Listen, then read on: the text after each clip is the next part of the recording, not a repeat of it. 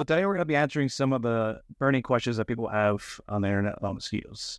One of the first questions I always get is, how do I get rid of mosquitoes in my own yard? And to do that, the number one thing you want to do is make sure you get rid of any standing water.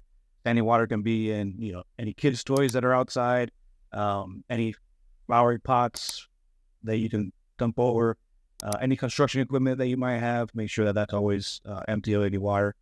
If you do have something that's going to hold water for a while and you can't get rid of it, they do sell some mosquito bits online. You can find them on Amazon, Home Depot, anywhere like that, any big box store. But also our service also provides that when we come out and do a service for you guys. Make sure that your yard is upkept, the landscaping is cut back. Mosquitoes don't really lay in tall grass or the grass unless it's super high. So if you haven't cut that, to do that, that'll be your first step to get rid of mosquitoes in your yard.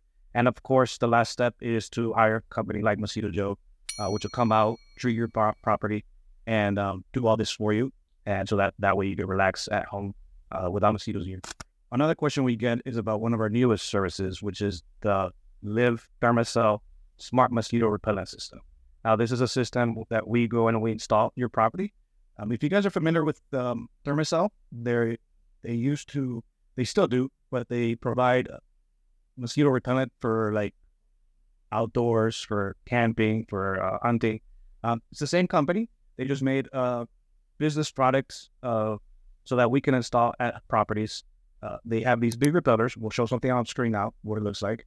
And it releases repellent into the air. Silent, you can't smell it, you can't see it. But basically creates a bubble around each repeller. We can install up to 6 repellers. Each repeller repels about 20 feet diameter around each repeller. So creating a bubble around your property. Now, this is something that the repellers are, once they're on, they're always emitting that product. So once they turn off, there's nothing there, but once they turn on, you have protection. It also comes with a hub and a smart app. So the app allows you to turn it on and off whenever you want. If you want to have it set on a schedule, you can do that as well. And it lets us know as an installer when you're running low on product so that we can go out and automatically refill those for you.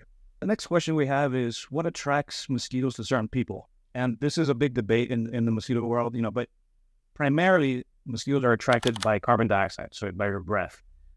Also by your body odor. Some people have different odors than others. We've heard there's been some studies that if you like to drink beer, your body gives off a certain odor that mosquitoes are attracted to.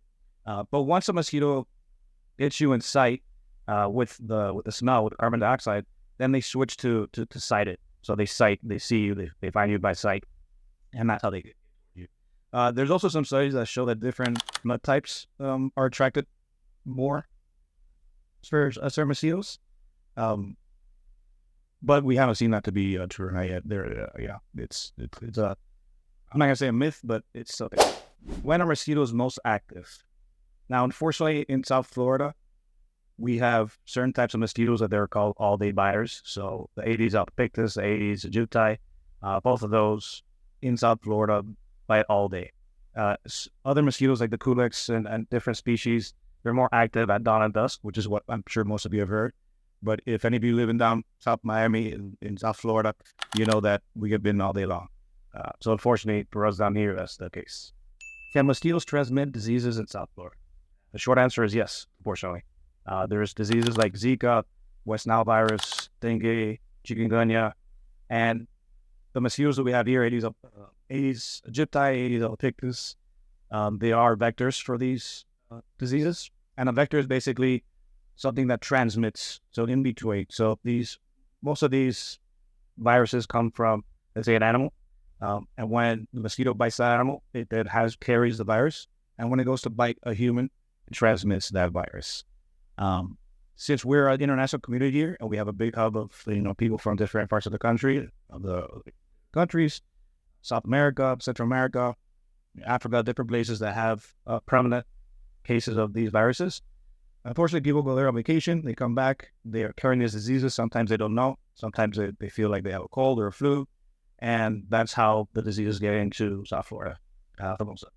We did have a case in 2016 when we had Zika. That was actually came in from out of town and then spread locally. And that's what we're seeing now with dengue at this current time of the year. It's happening. It's in Florida as well. And now we've had a few cases of encephalitis in the Northwest region, which has taken the life of a few people already. So yes, you can get diseases in South Florida from mosquitoes.